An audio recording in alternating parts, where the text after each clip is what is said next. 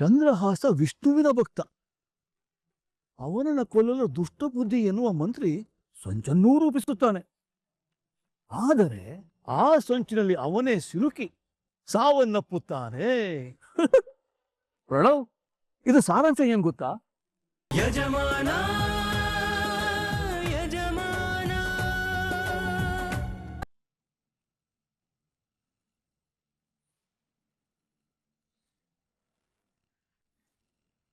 Hi Roy, ನೀನ್ ಯಾವಾಗ ಬಂದೆ? ನೀವು ದೇವ್ರ ಹತ್ರ ಬೇಡ್ಕೊಳಕ್ ಶುರು ಮಾಡಿದಾಗ್ಲೇ ಬಂದೆ ಮೇಡಮ್. ಮತ್ತೆ ರಾಯ್, ಏನ್ ಸಮಾಚಾರ? ಏನ್ ಮೇಡಮ್ ಇದೆಲ್ಲ? ಎಲ್ಲ ಸರಿ ಹೋಗಿದೆ.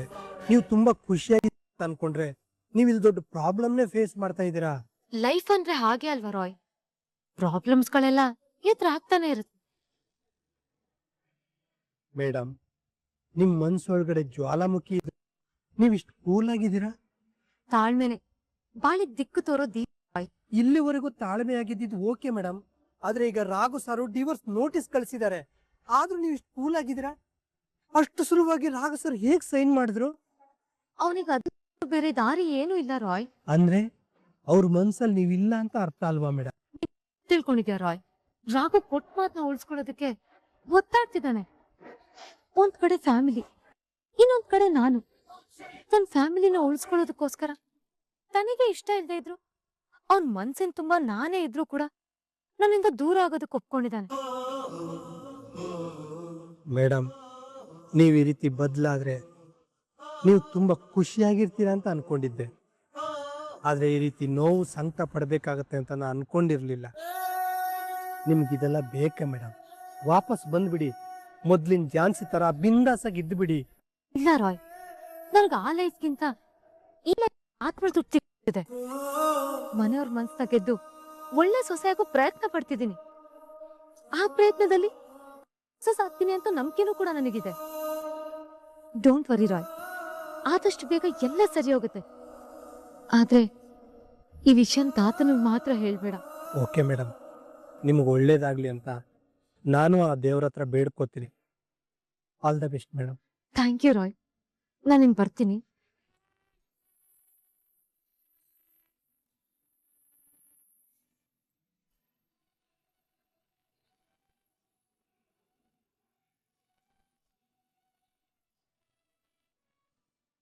ದೇವ್ರೆ, ಏನಪ್ಪ ನಿನ್ ಲೀಲೆ!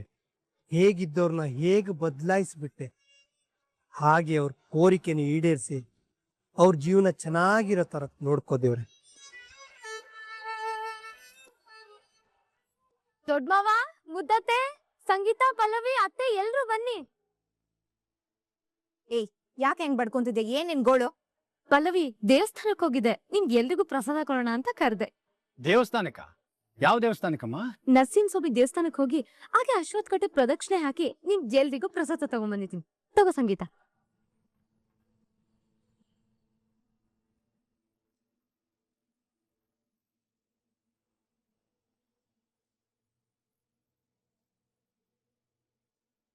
ಅತ್ತಿಗೆ, ದೇವ್ರ ಹತ್ರ ಏನ್ ಬೇಡ್ಕೊಂಡ್ರಿ? ನನ್ ಗಂಡನಿಗೆ ಮನ ಮೆಚ್ಚಿದ ಹೆಂಡತಿಯಾಗಿ, ಈ ಮನೆಗೆ ಒಳ್ಳೆ ಸೊಸೆಯಾಗಿ 100 ಕಾಲ ಚೆನ್ನಾಗ್ ಬಾಳೋಗ್ ಮಾಡಪ್ಪ ಅಂತ ಆಶೀರ್ವಾದ ಕೇಳ್ಕೊಂಡ್ ಬಂದೆ.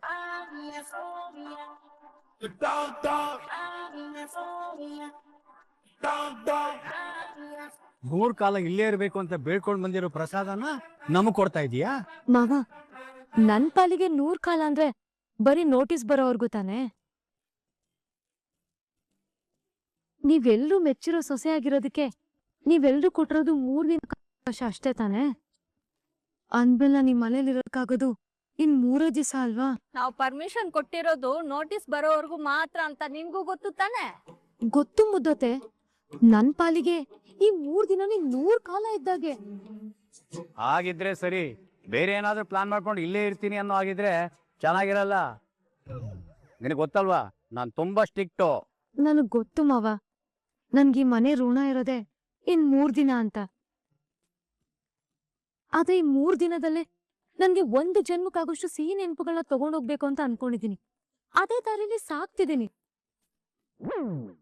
ಇನ್ನು ಒಂದೊಂದು ಸೆಕೆಂಡ್ ಕೂಡ ನನ್ಗೆ ಅಮೂಲ್ಯ. ಅದನ್ನ ಆಸ್ವಾದಿಸಿ ಆನಂದಿಸಿ ಖುಷಿ ಹೊರಗಡೆ ಹೋಗ್ಬೇಕು ಅಂತ ಅನ್ಕೊಂಡಿದೀನಿ. ಅದಕ್ಕೆ ಇದ್ದೀನಿ. ನೀವೇ ಹೇಳಿ ಮಾವ, ಇರ್ಲೋ ಬೇಡ್ವೋ? ಓಹೋ, ಧಾರಾಳವಾಗಿರಬಹುದು. ಒಂದು ಜನ್ಮಕ್ಕಲ್ಲ, ಮುಂದಿನ 7 ಜನ್ಮಕ್ಕೆ ಸಾಕಾಗುವಷ್ಟು ನೆನಪಿನ ಬುತ್ತಿನ ನಾವು ಕೊಡ್ತೀವಿ.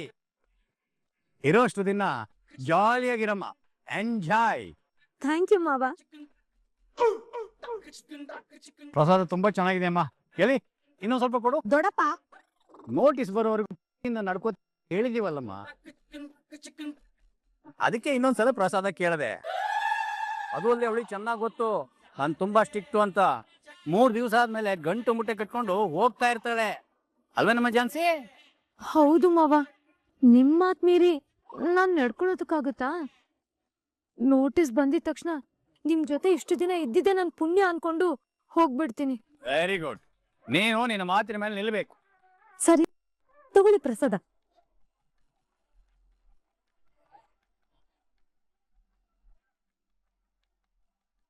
ನೀವಿಬ್ರು ಯಾಕೆ ಹಾಗೆ ಇಟ್ಕೊಂಡಿದ್ದೀರಾ? ತಿನ್ನಿ.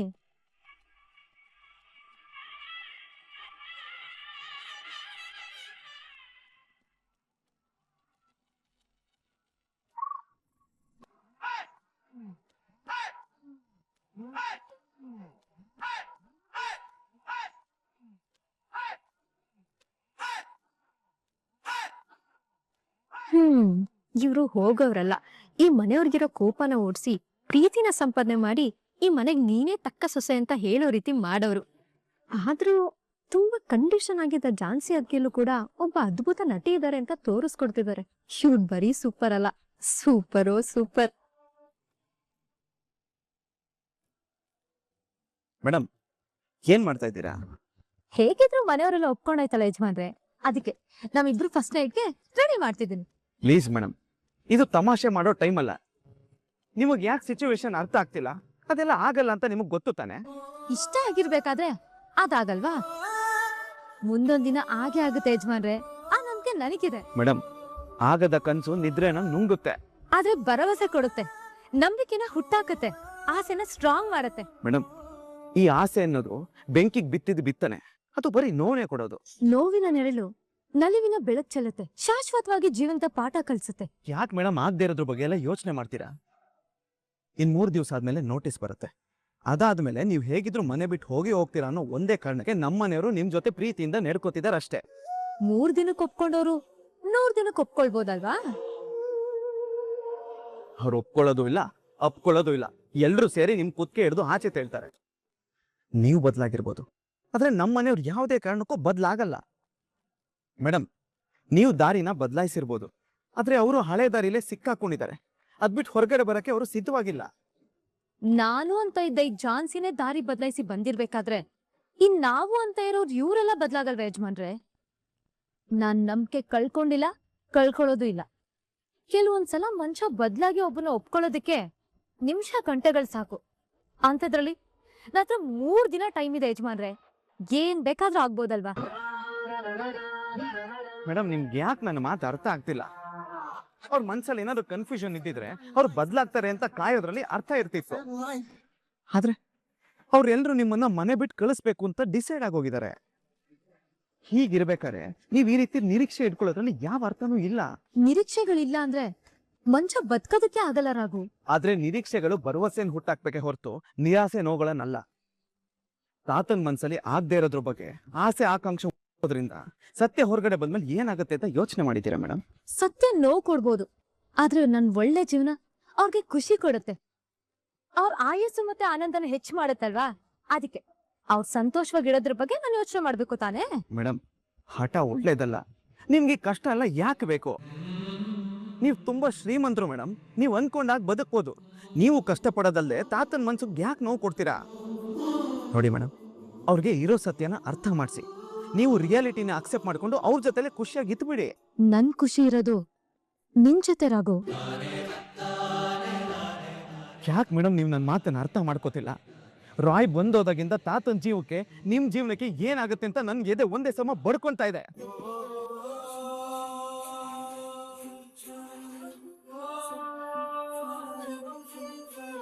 ನನಗಿಷ್ಟು ಸಾಕು ರಾಘು. ಇಲ್ಲಿವರೆಗೂ ನಾನ್ ಮಾತ್ರ ನಿನ್ನ ಸಂಪೂರ್ಣವಾಗಿ ಒಪ್ಕೊಂಡಿದ್ದೀನಿ ಅಂತ ಅನ್ಕೊಂಡಿದ್ದೆ. ಆದ್ರೆ ನೀನು ನನ್ನ ಇಷ್ಟು ಪ್ರೀತಿ ಮಾಡ್ತೀಯ ಅಂತ ನನಗೆ ಈಗ ಗೊತ್ತಾಯ್ತು.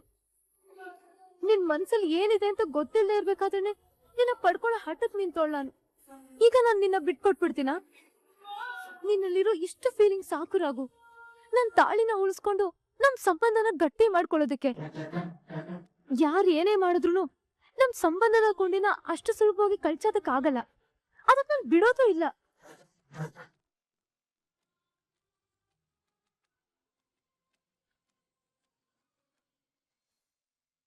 ಚಂದ್ರಹಾಸ ವಿಷ್ಣುವಿನ ಭಕ್ತ.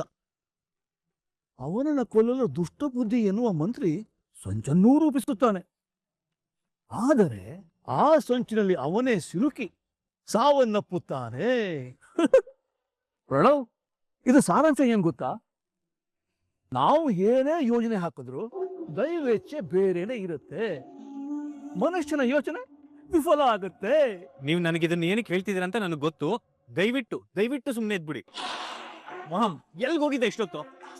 ನಾನು ಮೀಟ್ ಮಾಡ್ಬೇಕಿತ್ತು, ಹೊರಗಡೆ ಹೋಗಿದ್ದೆ. ಜಸ್ಟ್ ಮನೆಗ್ ಬಂದು ಫ್ರೆಶ್ ಅಪ್ ಆಗಿ ಬರ್ತಿದೀನಿ. ಏನಾಯ್ತು? ಯಾಕೆ ಇಷ್ಟೊಂದು ಟೆನ್ಷನ್ ಅಲ್ಲಿ? ಮೊಬೈಲ್ ಕೂಡ ಸ್ವಿಚ್ ಆಫ್ ಆಗಿದೆ. ಅಟ್ಲೀಸ್ಟ್ ಸ್ವಿಚ್ ಆನ್ ಅಲ್ಲಿ ಇಟ್ಕೋಬೇಕು ತಾನೆ. ಮೊಬೈಲ್ ಬ್ಯಾಟ್ರಿ ಲೋ ಆಗಿತ್ತು. ಏನಾಯ್ತು ಇವಾಗ? ಯಾಕೆ ಇಷ್ಟೊಂದು ಟೆನ್ಷನ್ ಅಲ್ಲಿ ಇದೆಯಾ? ಮಾಮ್, ನಾವ್ ಏನ್ ಅನ್ಕೊಂಡಿದ್ವೋ ಅದು ಯಾವ್ದೂ ಆಗ್ತಾ ಇಲ್ಲ. ಐ ಥಿಂಕ್ ರಾಘವೇಂದ್ರ ಯಾರಿಂದಲೂ ದೂರ ಮಾಡಕ್ ಸಾಧ್ಯ ಇಲ್ಲ ಅನ್ಸುತ್ತೆ. ವಾಟ್? ಏನ್ ಮಾತಾಡ್ತಾ ಇದೀಯಾ? ಹೌದು ಮಾಮ್, ನಿಜಾನೇ ಹೇಳ್ತಾ ಇದೀನಿ ಮಾಮ್. ಅವ್ರಿಬ್ರು ದೂರ ಮಾಡೋದ್ ಕಷ್ಟ.